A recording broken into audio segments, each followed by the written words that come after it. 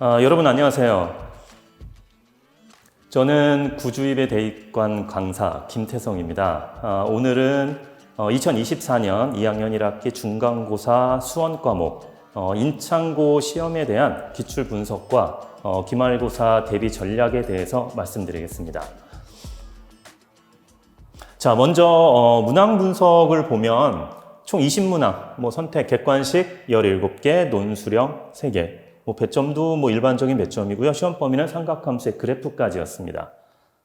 자, 단원별 문항 분포를 보면 지수로그 함수, 삼각함수로 분류를 했는데 삼각함수 문항이 조금 적게 나오긴 했어요. 근데 이거는 특이 사항이라고 볼 수는 없고 시험에 따라서 출제하는 선생님에 따라서 어느 쪽 단원에 좀 좋은 문제, 변별력이 있는 문제를 어떻게 출제하느냐에 따라서 달라지는 거니까 크게 신경 쓸 부분은 아닌 것 같습니다. 자, 그 다음으로 난이도 분석 및 성적 분포에 대해서 알아보겠습니다. 자, 일단 난이도 분석, 여기서부터가 의미 있는 이제 데이터가 될 텐데, 자, 가장 중요한 거, 킬러 문항이 없다. 우리가 이제 모의고사에서 킬러 문항이 이제 유래가 됐는데, 많이 복잡한 과정과 분석하는 데 시간이 오래 걸리는 그런 문항들을 우리가 보통 킬러 문항이라고 부르잖아요. 그런 킬러 문항은 시험에 출제되지 않았습니다. 대신에 변별력, 상위권 변별력을 줘야 되기 때문에 변별력 문항으로는 한 3문항 정도, 여기 이제 문항 번호가 써 있죠. 3문항 정도를 변별력 문항으로 분류할 수 있을 것 같습니다.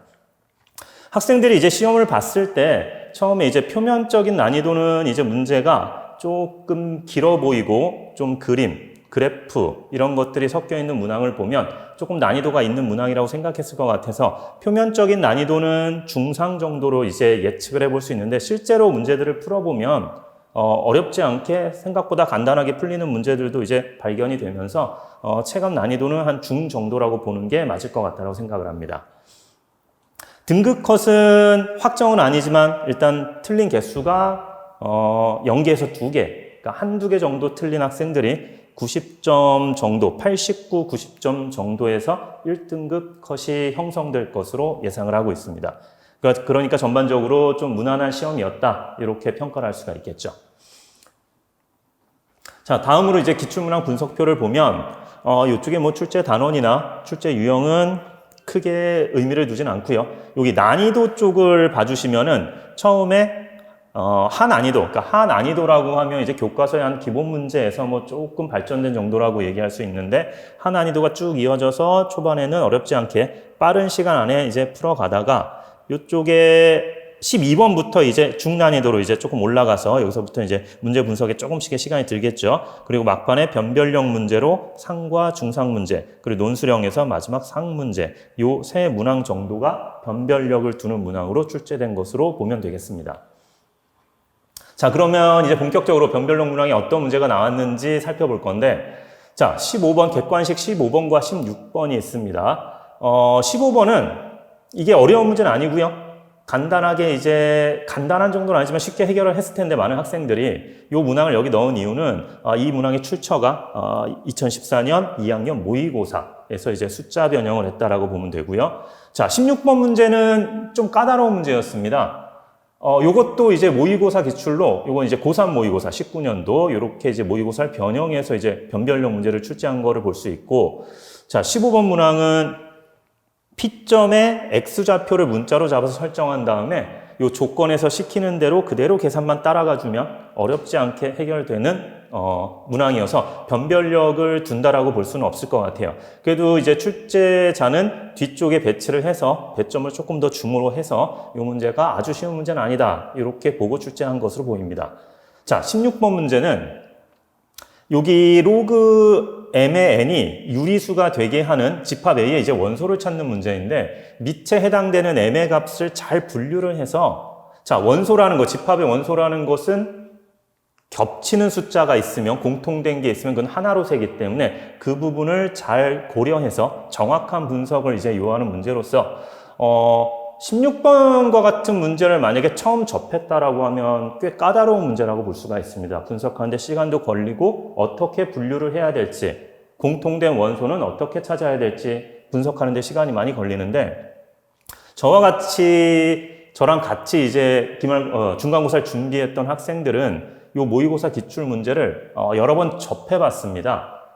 우리가 선택했던 교재에도 있었고, 그리고 학교 기출시험지, 연습용으로 굉장히 많이 이제 거의 매시간 한 학교씩 연습을 했던 것 같은데, 다양한 학교의 기출 문제를 풀다 보면 또 요 숫자 변형한 이 문제를 숫자 변형한 문제들도 접하게 돼서 제 기억으로는 적어도 최소 3번 이상 유사한 문제를 연습했던 경험이 있었습니다.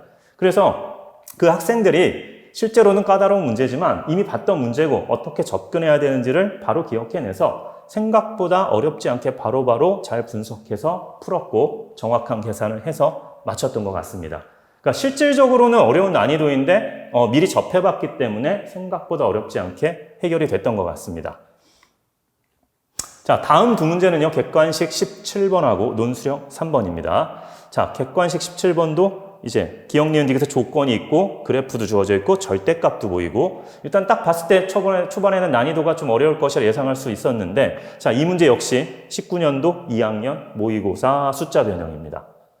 자, 논술형 3번은 좀 겉보기에 낯설어 보이고 합성함수가 등장을 하기 때문에 또 역시 까다로운 문제라고 예상을 할 수 있는데 자, 이 문제 역시 23년도 가장 최근이죠. 3학년 모의고사 숫자 변형 문제입니다. 그래서 지금 인창고 기출에서는 변별력 문제를 전부 다 모의고사에서 살짝 변형해서 출제한 것으로 이제 나타나고요.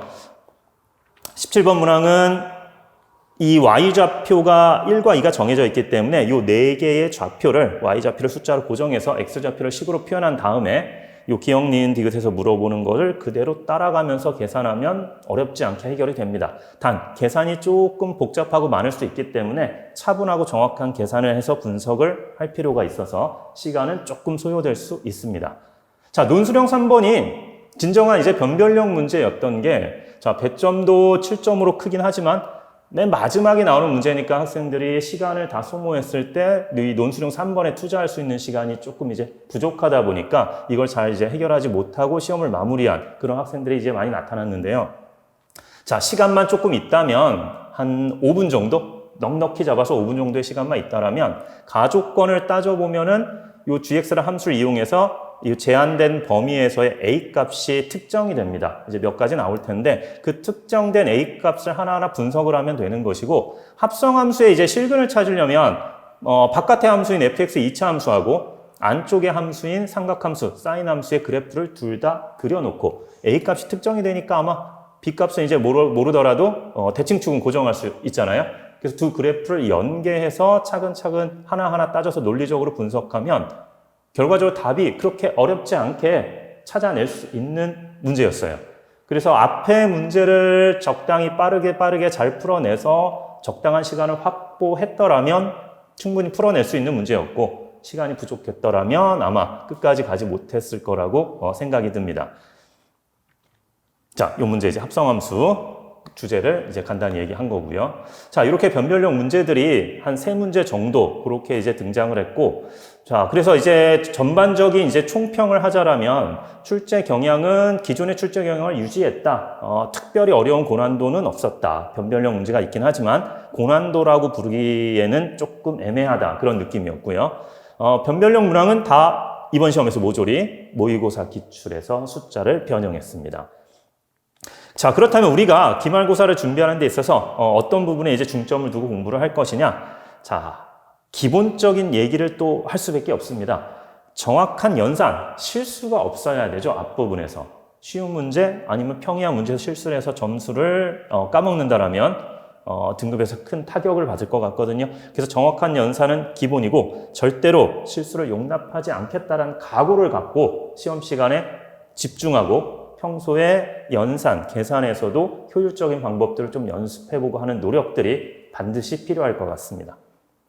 자, 두 번째로 이제 문항에 대한 종류와 이제 적응력은, 저희 학원에서 이제 다루는 학원 교재들, 그리고 기출문제, 학교 기출문제를 이제 테스트 문항으로 많이 이용을 하는데, 자, 이것들만 충분히 연습해도 이 안에서 거의 다 이제 커버가 된다라고 볼 수 있겠습니다. 대신에 틀린 문제, 해결하지 못한 문제들은 오답 정리를 철저히 잘 해야 되는 게 가장 중요하겠죠. 자, 다음으로 이제 구주입의 내신 대비 이제 타임라인을 보시면요. 각 시기별로 어떤 교재들이 다루어지며 그걸 통해서 이제 기말고사 준비를 해나가는 것을 요약한 화면입니다. 자, 요거는 이제 참고해 주시면 되고요. 자, 인창고는 평이한 수준, 출제 기조를 특별히 바꾸지 않고 요번에 시험을 냈기 때문에 역시 기말고사에서도 비슷한 기조로 일단 유지할 것으로 예상을 할 수 있겠습니다. 중간고사에서 그 1등급 컷이 90점이라는 얘기는 변별력이 조금 상위권, 최상위권 변별력이 조금 떨어진다라고 볼 수도 있는데, 자, 기말고사는 시험이 어려워진다기보다는 시험 범위 자체가 삼각함수 활용해서의 도형 문제, 그리고 수열 파트를 전반적으로 다루기 때문에 학생들이 체감하는 난이도는 조금 상승할 수 있을 것으로 예상을 합니다. 그렇다 하더라도 큰 출제 기조는 변하지 않을 것으로 예상을 하고, 변별력 문제는 모의고사에서 이제 또 나올 가능성이 좀 있긴 한데, 우리가 그 모의고사에 출제된 문제들을 모두 다 풀어보는 건 현실적으로 어렵기 때문에 본인에게 주어진 교재와 시험지, 테스트지 그런 문제들을 잘 공부하고 다루다 보면 모의고사 기출문제를 자연스럽게 습득하고 경험할 수 있을 거라 생각을 하고, 주어진 것들에 최선을 다해서 열심히 수학 공부를 해나가면 충분하지 않을까 그렇게 생각이 듭니다. 자, 기말고사까지 이제 한 달 반 정도 집중적으로 공부할 수 있는 시간이 그 정도 남아있다고 생각하면 남은 시간 열심히 공부하고 철저히 준비해서 각자 노력한 만큼 기말고사에서는 성과를 얻어 가셨으면 좋겠습니다. 예, 기말고사 준비하는 학생들 모두 화이팅입니다. 감사합니다.